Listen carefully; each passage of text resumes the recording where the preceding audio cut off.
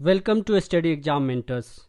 हम लोग 8th schedule के लैंग्वेज के बारे में देखेंगे। 8th शेड्यूल में कितने लैंग्वेज है, इन लैंग्वेज को याद रखने के ट्रिक देखेंगे।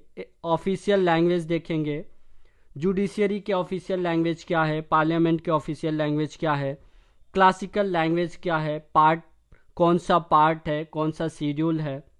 हम लोग स्टार्ट करते हैं 8th शेड्यूल के लैंग्वेज के बारे में। हमें पता है कि 8th शेड्यूल में 22 लैंग्वेज जो है पार्ट 17 में मेंशन्ड है। आर्टिकल 343 टू 351 में इंडिया में लैंग्वेज मेंशन्ड है। टोटल 121 लैंग्वेज है इंडिया में, 270 मदर टंग है, 22 लैंग्वेज स्पेसिफाइड है 8th शेड्यूल में। हम लोग देखते हैं कि फर्स्ट ऑफिशियल लैंग्वेज कमीशन बना था बीजी खेर कमीशन 1955 में। ये आर्टिकल 344 में मेंशन्ड है। ये एग्जाम्स में हमेशा पूछे जाते हैं।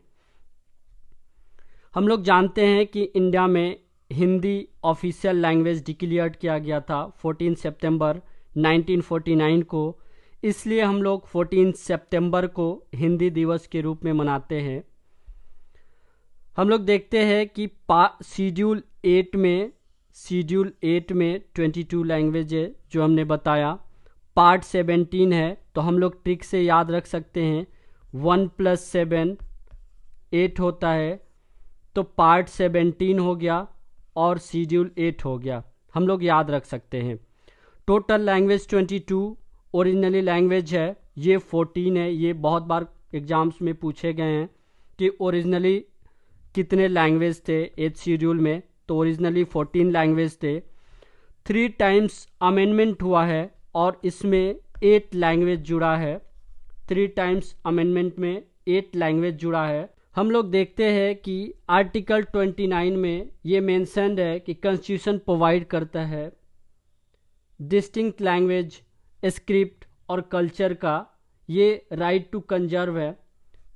हम लोग देखते हैं कि आर्टिकल 343 टू 351 में, आर्टिकल 343 टू 351 में ऑफिशियल लैंग्वेज मेंशन्ड है, लेकिन आर्टिकल 345 में हिंदी ऑफिशियल लैंग्वेज मेंशन्ड है। हिंदी ऑफिशियल लैंग्वेज देवनागरी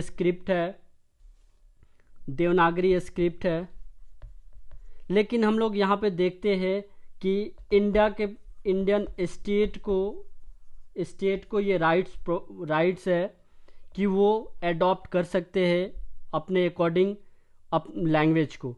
ये आर्टिकल 346 और 347 में मेंशन्ड है कि इंडियन स्टेट लैंग्वेज एडॉप्ट कर सकते हैं, ऑफिशियल लैंग्वेज एडॉप्ट कर सकते हैं according to his own choice.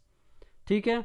हम लोग देखते हैं अमेंडमेंट के बारे में कि 3 टाइम्स अमेंडमेंट हुए हैं।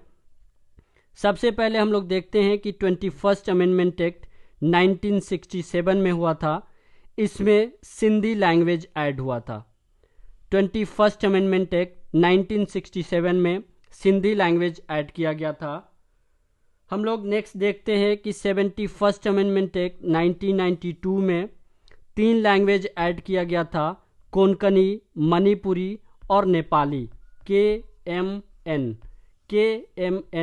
कोंकणी, मणिपुरी और नेपाली लैंग्वेज ऐड किया गया था। हम लोग देखते हैं कि 92nd अमेंडमेंट एक्ट 2003 में बोडो, डोंगरी, मैथिली और संताली ये 4 लैंग्वेज ऐड किया गया था।